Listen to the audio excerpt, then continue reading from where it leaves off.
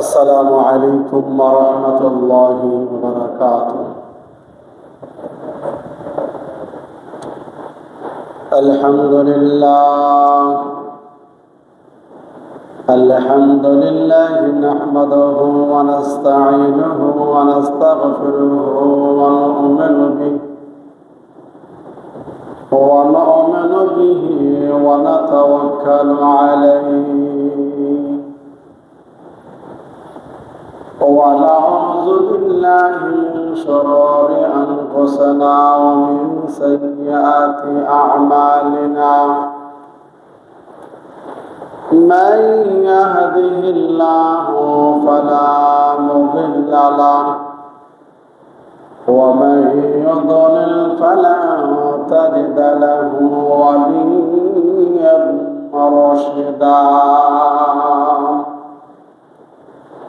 ونشهد أن لا إله إلا الله وحده لا شريك له. ونشهد أن سيدنا وسندنا وحبيبنا ومولانا محمدا عبده ورسوله.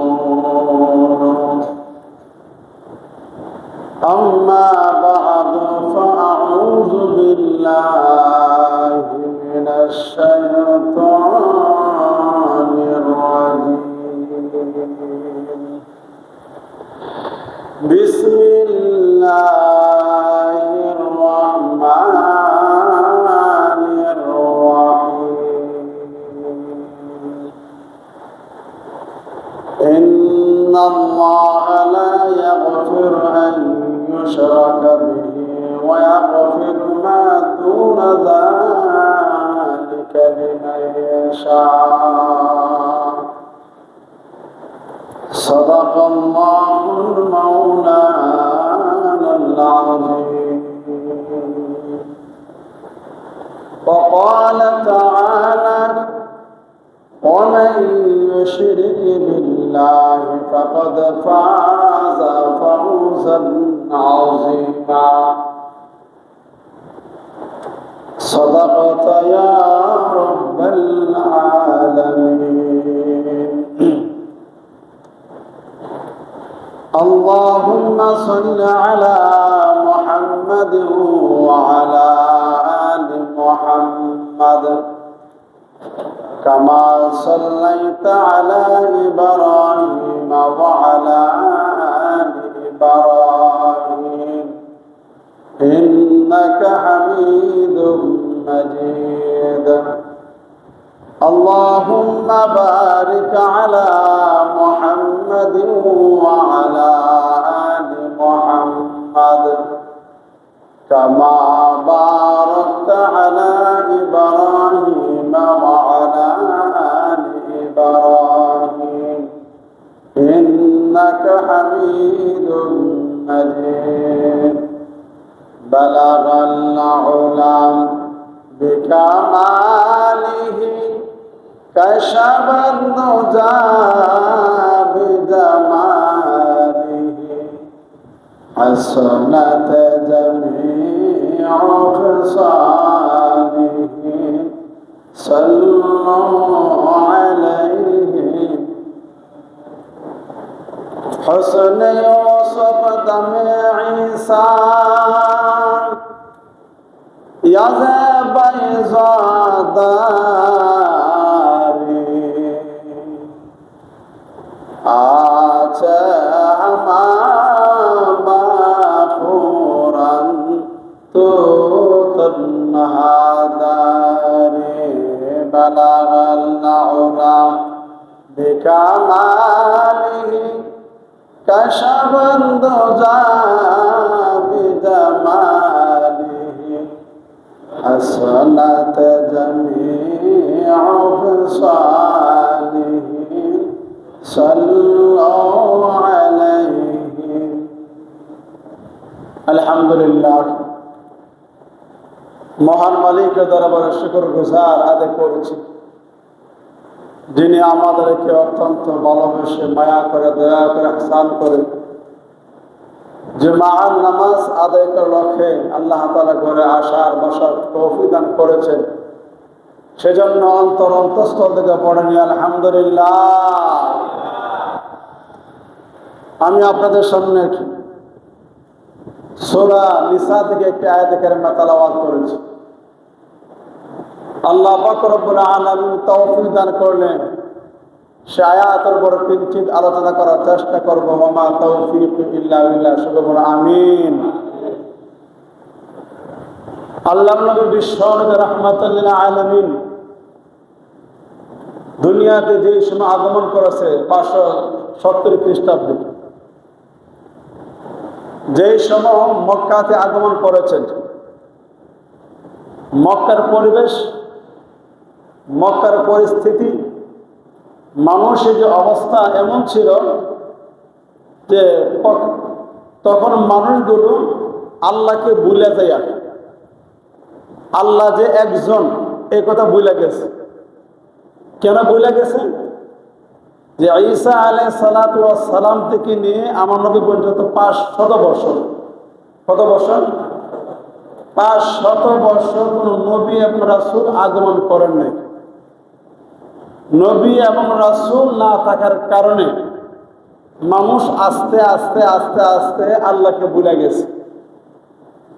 এর ভিতর দিয়ে শয়তান ইবলিস বিভিন্ন আকৃতি ধারণ করে মানুষকে বিভিন্ন ভাবে নেক বুঝাইয়া সওয়াব বুঝাইয়া মানুষকে শিরকের কাজের দিকে মানুষকে মুবতালা করছে, অর্থাৎ মানুষকে ডুবাই দিচ্ছে। এই কাজটা করলে সওয়াব হবে।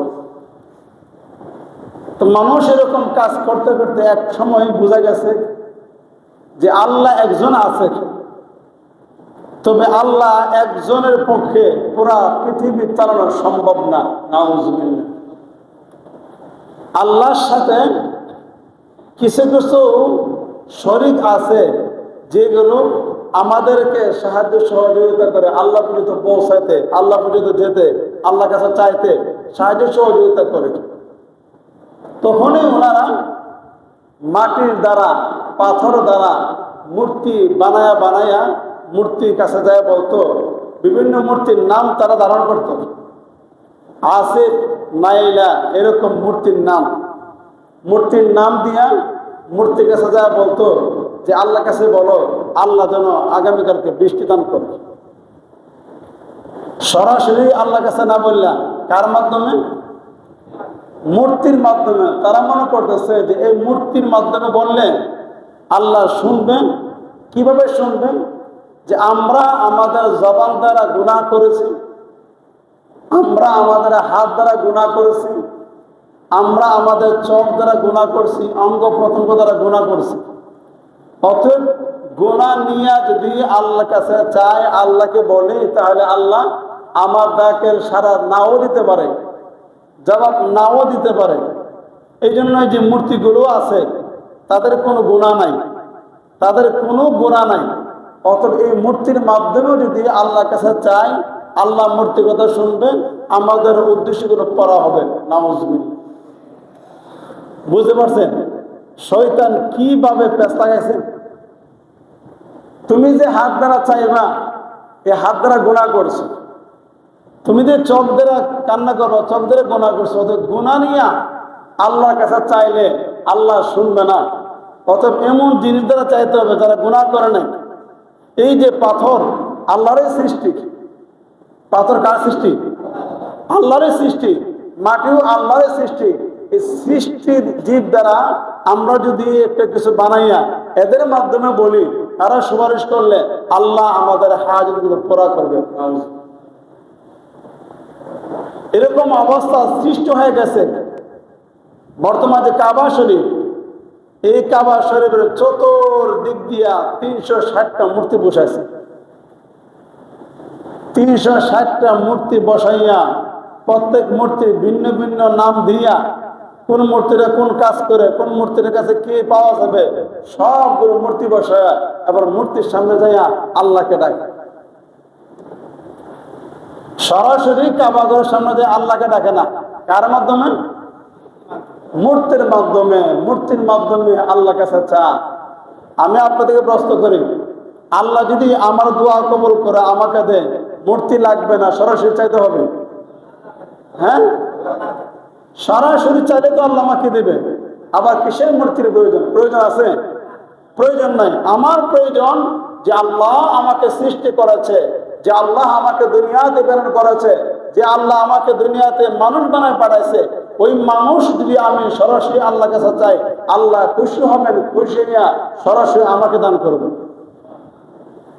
এরা হচ্ছে মুসলমানদের আকীদা, মুসলমানদের বিশ্বাস। কিন্তু ওই সময় যারা মানুষ ছিল, ঈসা আলাইহিস সালাতু ওয়াস সালামের পরে 500 বছর কোন নবী নাই, রাসূল নাই, না থাকার কারণে পুরা পৃথিবীর মানুষগুলো অন্ধ হয়ে গেছে। অন্ধ হইয়া এমন পরিস্থিতি সৃষ্টি করছে যে আপন মেয়েকেও তারা জ্যান্ত কবর দিতে দ্বিধাবোধ করে নাই। এমন অবস্থা হয়েছে যে মেয়ের জন্ম নেওয়াটা তাদের কুলক্ষণ। মেয়ে জন্ম হইলে ওই সমাজের মানুষ যে মেয়ে জন্ম দিয়েছে, যার জন্ম গ্রহণ করেছে মেয়ে, তাই সে হলো কপাল পোড়া, কপাল খারাপ, ওর সমাজে স্থান নাই, সমাজ থেকে আলাদা করে দিতে হবে। এমন এক পরিস্থিতির সৃষ্টি হয়েছে। ওই সময় আল্লাহ পাক রব্বুল আলামিন 570 খ্রিস্টাব্দে জনাবে মুহাম্মদুর রাসূলুল্লাহ সাল্লাল্লাহু আলাইহি ওয়াসাল্লামকে আরবে কাবার সামনে আমার নবীকে আল্লাহ প্রেরণ করেছে। সুবহানাল্লাহ। কেন রাসূলকে প্রেরণ করেছে? এক নম্বর দাওয়াত দিয়েছে, যত মূর্তি পূজা আছে সমস্ত মূর্তি পূজার বিরুদ্ধে আপনি জিহাদ ঘোষণা করবেন। রাসূল আইসে যেই দিন রাসূল দুনিয়াতে আগমন করেছে, সাথে সাথে হেরাক্লিয়াসের পারস্যের 1000 বছরের অগ্নিকুণ্ড ছিল, যে অগ্নিকুণ্ডে মানুষ বছরে একবারে যে হলো আগুনের সামনে তাদের হাজতগুলো পুরা করার জন্য দোয়া করতেন, চাইতেন। আগুনকে তারা রব মারাইয়া চাইতেন। আগুন তাদের রব, আগুন তাদের খোদা, এই বানায়া তারা চাইতেন। আমার নবী যেই দিন যেই সময় সুবে সাদেকের সঙ্গে জন্মগ্রহণ করেছে, ইতিহাস বলে পারস্যের 1000 বছরের যে অগ্নিকাণ্ড সেটা অটোমেটিক নিভে গেছে। সুবহানাল্লাহ বলবেন না? আমার নবীর মুআজিজা আরম্ভ হয়ে গেছে, ওই দিনেই পারস্যের আগুন নিভে গেছে। তাহলে মানুষ যেই জিনিসের পূজা করত, আগুনের পূজা, আমার নবী আসার সাথে সাথে আগুন আল্লাহ তাআলা নিভাই দিয়েছে। সুবহানাল্লাহ। রাসূল যখন আস্তে আস্তে বড় হলেন, কাবার সামনে থেকে নবী এখন নবী না, নবী মাত্র যুবকদের সাথে বড় হচ্ছে, যুবকদের সাথে চলাফেরা করতেছে। এমন অবস্থায় মানুষকে বলতেছে যে আমরাই নিজ হাতে বানাইয়া মাটিগুলো দিয়ে তোমরা মূর্তি বানাও, পাথর দিয়ে মূর্তি বানাও, আবার এদের সামনে যাও, কেমন দেখা যায়? আমি যে জিনিসটা বানাইলাম আবার এই জিনিসটার কাছে আমি বসে যাইতে পারি, এটা কি বিবেক? রাসূল এদেরকে বুঝাইতেন, আস্তে আস্তে বুঝাইতেন। যখন রাসূল 40 বছর বয়সে নবুয়ত প্রাপ্তি হলেন, নবুয়ত পাইলেন, ওহীর মাধ্যমে জিবরাইল নবীর কাছে কোরআন নাযিল করলেন, কোরআন নিয়ে আসেন। স্পষ্ট ঘোষণা হয়ে গেছে, কুল জাআল হক ওয়া যাহাকাল বাতিল ইন্নাল বাতিলা কানা যাহুকা। সুবহানাল্লাহ বলেন। কুল জাআল হক, হক আগমন করেছে, ওয়া যাহাকাল বাতিল, আজ থেকে আর বাতিল কোনদিন আরব ভূখণ্ডে থাকতে পারবে না, আরবে থাকতে পারবে না, মক্কাতে থাকতে পারবে না। কেন? সত্য যখন এসে গেছে আর বাতিল কোনদিন থাকতে পারবে না। রাসূল আস্তে আস্তে আস্তে আস্তে কালিমার দাওয়াত দিতে দিতে যেই সমস্ত মানুষগুলো মূর্তির পূজা করত, যেই সমস্ত মানুষগুলো মূর্তি ভূগোল নিয়ে করতো, ওই সমস্ত মানুষগুলোকে রাসূল দাওয়াতের মাধ্যমে ইসলাম বুঝাইয়া ইসলামের ছায়াতলে নিয়ে আসছে। সুবহানাল্লাহ। শুধু তাই নয়, রাসূল যখন মক্কার কাফেরদের কারণে মক্কা থেকে বিতাড়িত হয়ে গেলেন, মক্কা থেকে মদিনায় চলে গেলেন, এরপরে যখন 7ম হিজরিতে রসুল এসে ফাতে মক্কা হলো, মক্কা বিজয় হলো, রসুল উটের উপর উঠা, যখন ঘোড়ার উপরে উঠা কাবার যখন সামনে ঢুকলো, ওখানে কাবার নিচে নাইমা নিজ হাতে লাঠি নিয়া কাবার চতুর্দিক দিয়ে যে 360টা মূর্তি বসানো আছে, প্রত্যেকটা মূর্তির মুখের মিজে লাঠি দিয়া ধাক্কা দে আর বলে কুল জা আল হক ওয়া যাহাকাল বাতিল, কুল জা আল হক ওয়া যাহাকাল বাতিল, সত্য আসছে, আজকে পর থেকে আর কোনোদিন কাবা করে মূর্তি থাকতে পারবে না। সর্বশেষ রাসূল বলছে মূর্তি পূজা এমন এক পূজা, মূর্তি এমন এক পূজা, মূর্তির মাধ্যমে আল্লাহর সাথে শিরিক করা হয়। কার সাথে? আল্লাহর সাথে শিরিক করা হয়, শরীক করা হয়।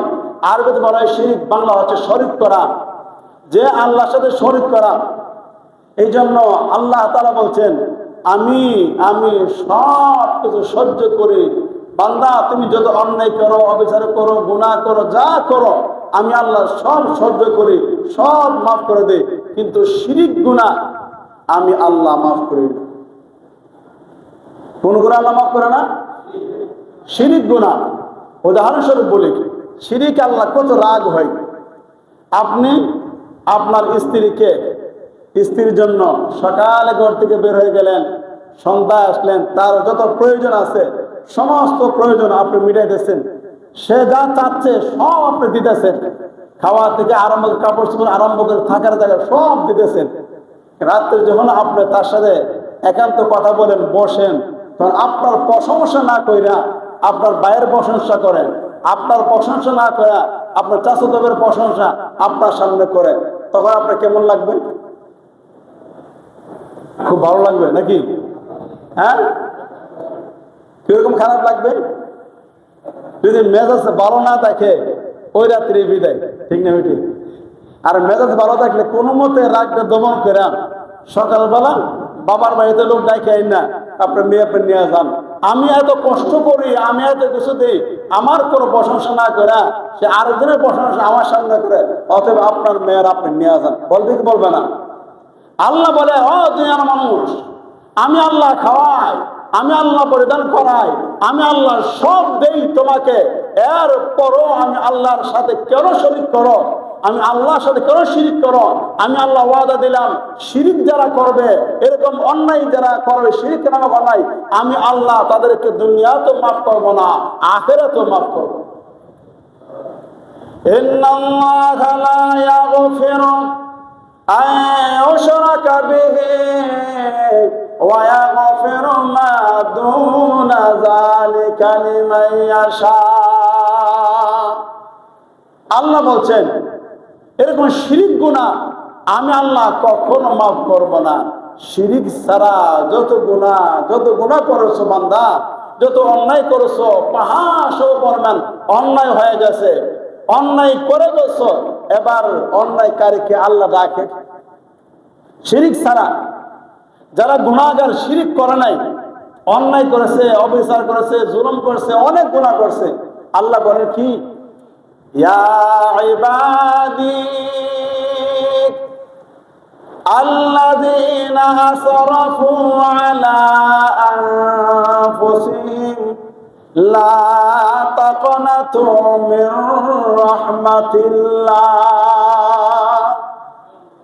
আমি অনেক গুনাহ করেছি, অনেক অন্যায় করেছি, নিজেকে অপরাধী মনে হয়, এত গুনাহ আমি করেছি।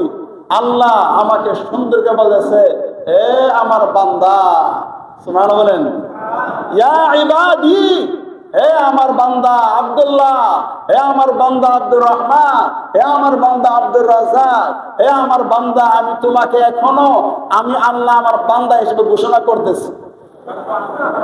লা তাকনাতু মির রাহমাতিল্লাহ, তুমি আমি আল্লাহর রহমত থেকে নৈরাশ হয় না, আমি আল্লাহর রহমত থেকে নৈরাশ হয় না।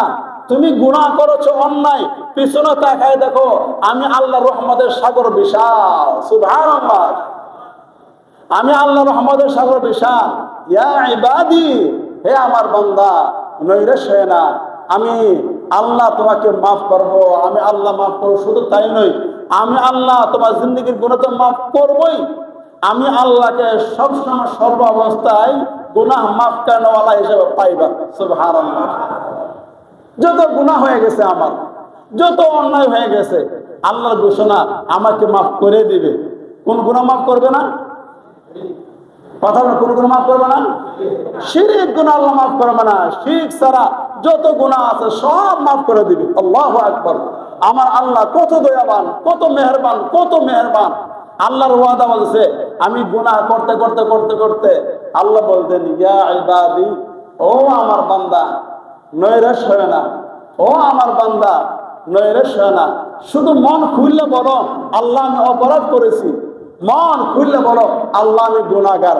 দেখো তুমি বলতে দেরি, আমি আল্লাহ তোমাকে মাফ করতে দেরি না।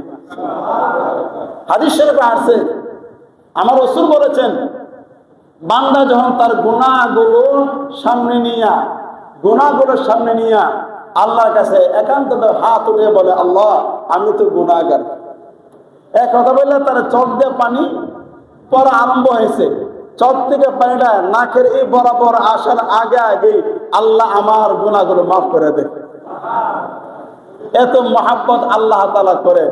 কিন্তু আল্লাহ তাআলা ওয়াদা, ইন্নাল্লাহা লা ইয়াগফিরু আন ইউশরাকা বিহি ওয়া ইয়াগফিরু মা দুনা যালিকা লিমান ইয়াশা। আমি আল্লাহর ওয়াদা, শিরক গুনাহ আমি আল্লাহ মাফ করব না। এবার আসুন, বর্তমানে যে দুর্গা পূজা নাকি, হ্যাঁ দুর্গা পূজা গেছে, দুর্গা পূজার মধ্যে যে সমস্ত মুসলমানরা শুভেচ্ছা জানাইছে, কি জানাইছে? জানাইছেন অনেকে? হ্যাঁ, যারা শুভেচ্ছা জানাইছে দুর্গা পূজাকে, যারা স্বাগত জানাইছে দুর্গা পূজাকে, যারা ওখানে গেছে তাদের কি ঈমান আছে? হ্যাঁ, কেন নাই? যে তারা শিরককে সমর্থন কইরা তারা শুভেচ্ছা জানাইছে।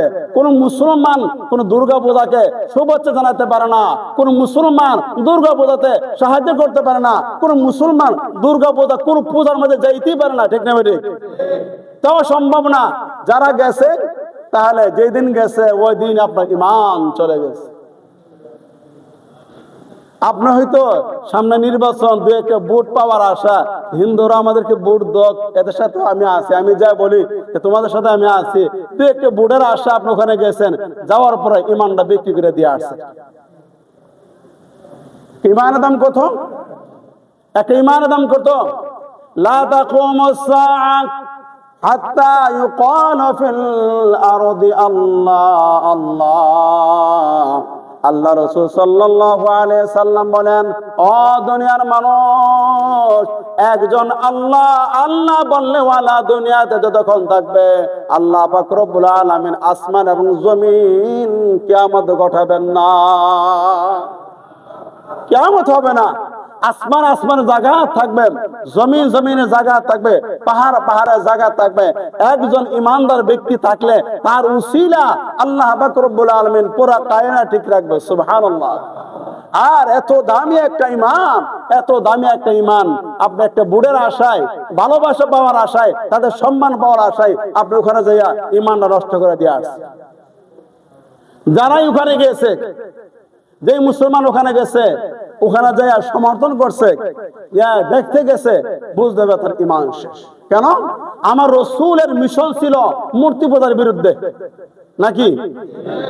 আমার রাসূলের মিশন কি ছিল? মূর্তি পূজার বিরুদ্ধে। 1400-1450 বছর পরে আসা ওই মুসলমান যদি আমার মূর্তি পূজার সামনে যা, তাহলে বুঝতে ওই মুসলমান আমার রাসূলের বিরোধিতা করতেছে, আমার নবীর বিরোধিতা করতেছে।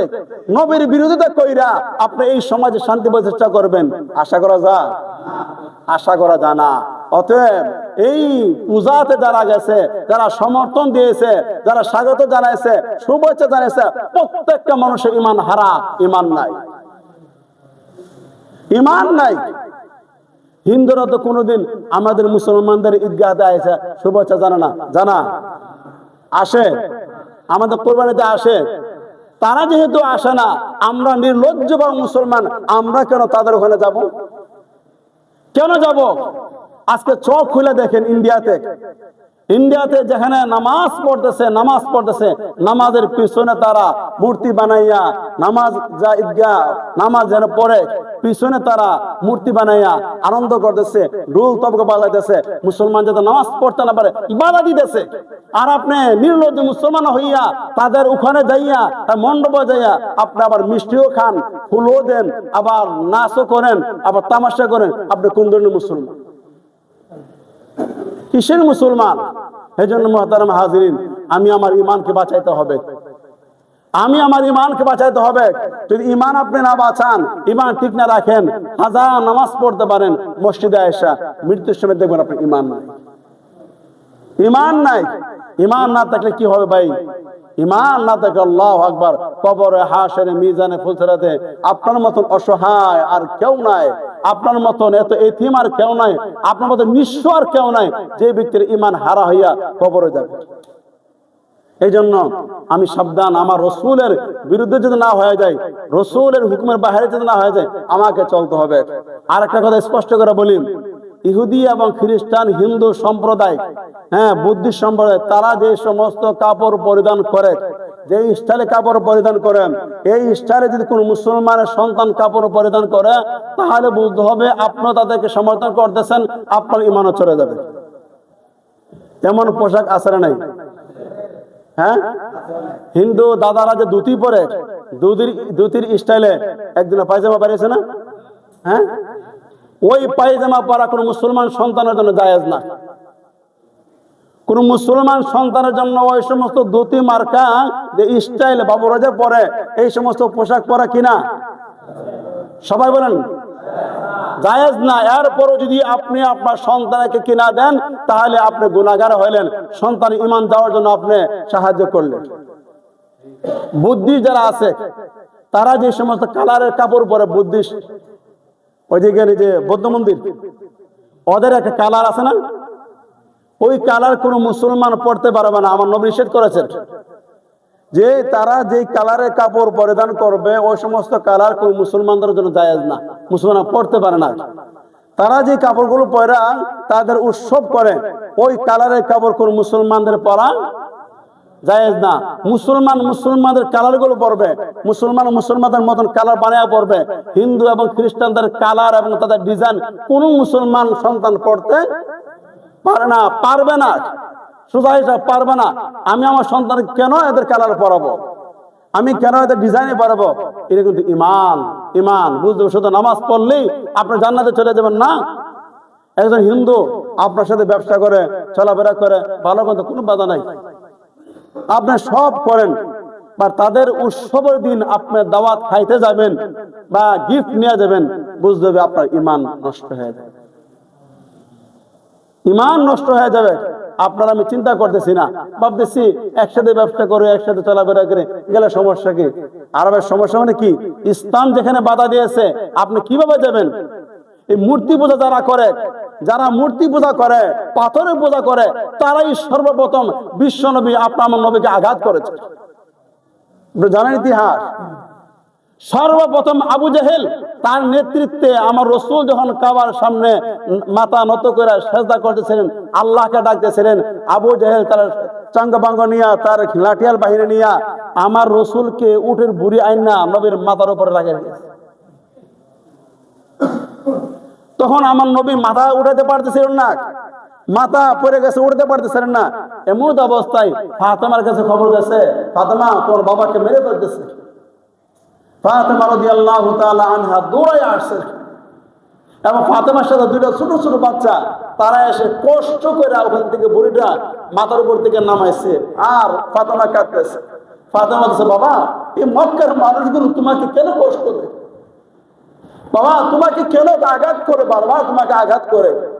আমার নবী বলছেন, মাগো তাদের সাথে আমার খুব দুশ্মনী নাই, আমি খারাপ আচরণ করি না, একটাই খারাপ, তারা যে মূর্তির পূজা করে, আল্লাহকে মানে না। তোমার বাবা এই কথাগুলো তাদেরকে বোঝা, এই জন্য তারা আমাকে আঘাত করে। এই জন্য আপনাকে আমার চিন্তা করতে হবে, মূর্তি পূজা তারা করে, সব তারা রসুলের দুশ্মন, আল্লাহর দুশ্মন। এই দুশ্মনদের সাথে আপনি আমার কোনো সম্পর্ক নাই। আল্লাহ পাক রব্বুল আলামিন আপনাকে আমাকে এই কথাগুলো আমল করে তৌফিক দান করুক। ওয়া আখিরু দাওয়ানা আলহামদুলিল্লাহি রাব্বিল আলামিন। সুন্নাত পড়না তারা সুন্নাত করে।